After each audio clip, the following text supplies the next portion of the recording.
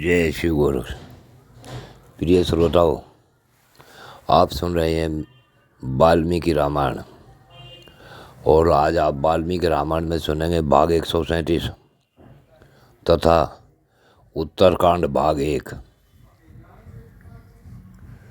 पिछले भाग में आपने सुना कि श्री रामचंद्र जी अयोध्या के राजा हो गए और महात्मा भरत युवराज बना दिए गए। अब इससे आगे की कथा इस भाग 137 में सुने।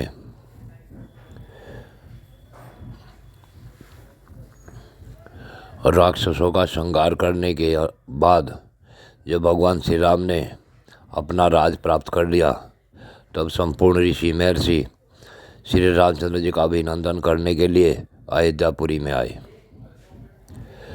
जो मुख्यतः पूर्व दिशा में निवास करते हैं वे कौशिक,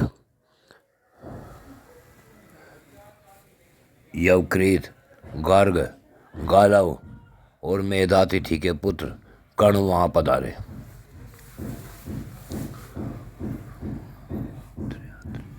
श्वेतयात्रे भगवान नमुचि, परमुचि, अगस्त, भगवान अत्रि, सुमुख और विमुख, ये दक्षिण दिशा में रहने वाले महर्षि अगस्त जी के साथ वहाँ पधारे।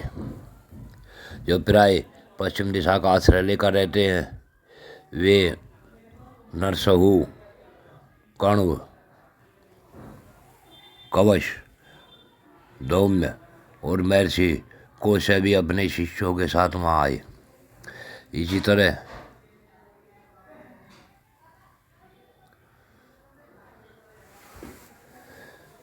उत्तर दिशा के नित्य निवासी वशिष्ठ, कश्यप, अत्रि, विश्वामित्र, गौतम, जमदग्नि और भरद्वाज, ये 7 ऋषि जो सप्तऋषि कहलाते हैं अयोध्यापुरी में पधारे। उस समय धर्मपरायण मुनि श्रेष्ठ अगस्त ने द्वारपाल से कहा कि तुम दशरथ नंदन भगवान श्री राम को जाकर सूचना दो कि हम अनेक ऋषि मुनि आपसे मिलने के लिए आए हैं। महर्षि अगस्त की बात आज्ञा पाकर द्वारपाल तुरंत महात्मा श्री रामचंद्र जी के समीप गया और भगवान श्री राम का दर्शन करके उसने सहसा बताया, पर वो मुनि श्रेष्ठ अगस्त मुनि अनेक ऋषि महर्षियों के साथ पधारे हुए हैं। श्री रामचंद्र जी ने द्वारपाल से कहा, तुम जाकर इस समय इन सब लोगों को यहाँ सुखपूर्वक तुरंत ले आओ। आज्ञा पाकर द्वारपाल गया और सबको साथ ले उन मुनीश्वरों को ले आया। मुनीश्वरों को उपस्थित देख श्री रामचंद्र जी हाथ जोड़कर खड़े हो गए। फिर पाद अर्ध आदि के द्वारा उनका आदरपूर्वक सम्मान और पूजन किया। पूजन से पहले उन सब के लिए एक एक गाय भेंट की।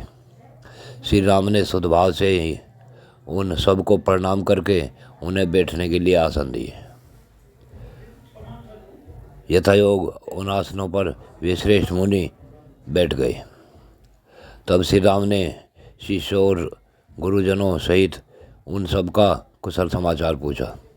उनके पूछने पर वे वेदवेत्ता महर्षि इस प्रकार बोले, हे महाबाहु रघुनंदन, हमारे लिए तो सर्वस्त्र कुशल ही कुशल है। सौभाग्य की बात यह है कि हम आपको सकुशल देख रहे हैं और आपके सारे शत्रु मारे जा चुके हैं। राजन, आपने संपूर्ण लोगों को रुलाने वाले रावण का वध किया। यह सबके लिए बड़े सौभाग्य की बात है। हे रघुनंदन राम, आपने राक्षस राज रावण का वध कर दिया और सीता के साथ आप विजय वीरों को आज हम सकुशल देख रहे हैं। यह कितने आनंद की बात है। धर्मात्मा नरेश, आपके भाई लक्ष्मण सदा आपके हित में लगे रहते हैं। आप इनके भरत शत्रुघ्न के तथा माताओं के साथ अब यहाँ सानंद विराज रहे हैं और इस रूम में हमें आपका दर्शन हो रहा है। यह हमारा अहोभाग्य है। परस्थ, विकट, विरूपाक्ष, महोदर तथा दुर्घर्ष, एकम्पन, जैसे निशाचर आप लोगों के हाथ से मारे गए, यह बड़े आनंद की बात है। हे श्री राम, शरीर की ऊंचाई और स्थूलता में किस जिससे बढ़कर दूसरा कोई है ही नहीं, उस कुंभकर्ण को भी आपने समर भूमि में मार गिरा। यह हमारे लिए परम सौभाग्य की बात है। भगवान श्री राम, तिरसरा तिकाय देवांतक तथा नरांतक, ये महापरक्रमी निशाचर भी हमारे सौभाग्य से ही आपके हाथों से मारे गए। ये रघुवीर, जो देखने में भी बड़े भयंकर थे, वे कुंभकर्ण के दोनों पुत्र कुंभ और निकुंभ नामक राक्षस भी भागवश युद्ध में मारे गए।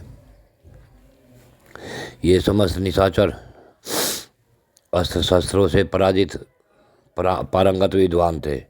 इन्होंने जगत में भयंकर संहार मचा रखा था, परंतु आपने अंतक तुल्य बाणों द्वारा इन सब को मौत के घाट उतार दिया। यह कितने हर्ष की बात है। युद्ध में आपके द्वारा जो रावण का संहार हुआ, वह कोई बड़ी बात नहीं है, परंतु द्वंद्व युद्ध में लक्ष्मण के द्वारा जो रावण पुत्र इंद्रजीत का वध हुआ है, वही सबसे बढ़कर आश्चर्य की बात है।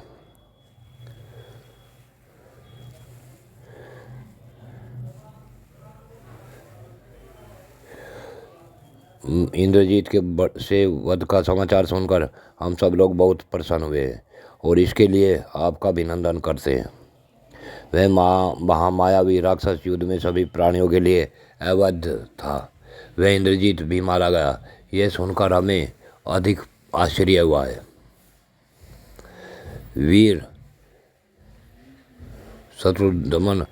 शत्रुसूदन श्री राम, आप संसार को यह परम पुण्यमय सौम्य अभयदान देकर अपनी विजय के कारण बधाई के पात्र हो गए हैं, निरंतर बढ़ रहे हैं। यह कितने अर्थ की बात है। उन पवित्र आत्मा मुनियों की यह बात सुनकर श्री रामचंद्र जी को बड़ा आश्चर्य हुआ। वे हाथ जोड़कर पूछने लगे, हे पूज्यपाद महर्षियों, निशाचर रावण तथा कुंभकर्ण दोनों ही महान बल पराक्रम से संपन्न थे। उन दोनों को लांघकर आप सर रावण पुत्र इंद्रजीत को ही प्रशंसा क्यों कर रहे हैं। उनका प्रभाव कैसा था, उसमें कौन सा बल और पराक्रम था, अथवा किस कारण से यह रावण से भी बढ़कर सिद्ध होता है। यदि यह मेरे सुनने योग्य गोपनीय न हो तो मैं इसे सुनना चाहता हूँ। आप लोग बताने की कृपा करें, यह मेरा विनम्र अनुरोध है। उस रावण पुत्र ने इंद्र को भी किस तरह जीत लिया, कैसे वरदान प्राप्त किया, पुत्र किस प्रकार महाबलवान हो गया और उसका पिता रावण क्यों वैसा बलवान नहीं हो पाया। भगवान श्री राम जी का वह प्रश्न सुनकर माँ तेजस्वी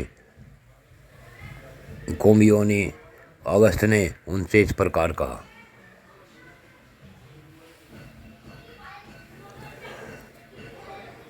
हे रघुनंदन, इस प्रस्तुत विषय का वर्णन करने के लिए मैं पहले आपको रावण के कुल, जन्म तथा वरदान प्राप्ति आदि का प्रसंग सुनाता हूँ।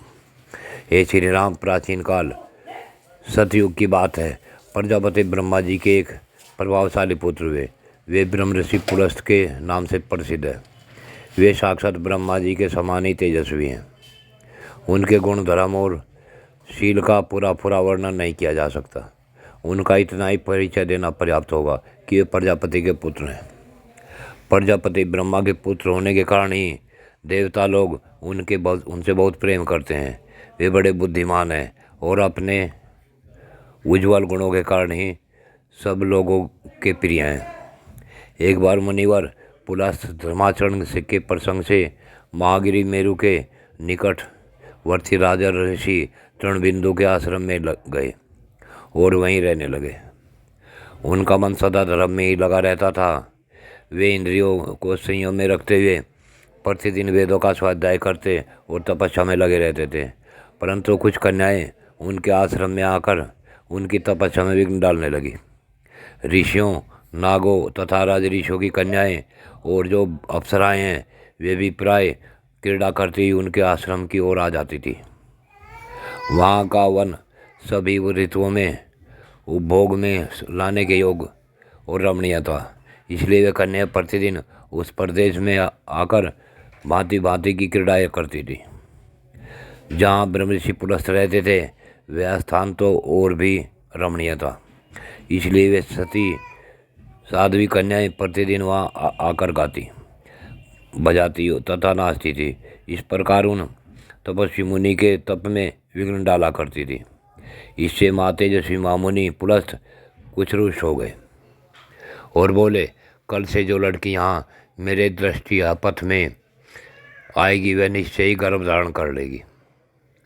उन महात्मा की यह बात सुनकर वे सभी कन्याएं ब्रह्म साप के भय से डर गई और उन्होंने उस स्थान पर आना बंद कर दिया।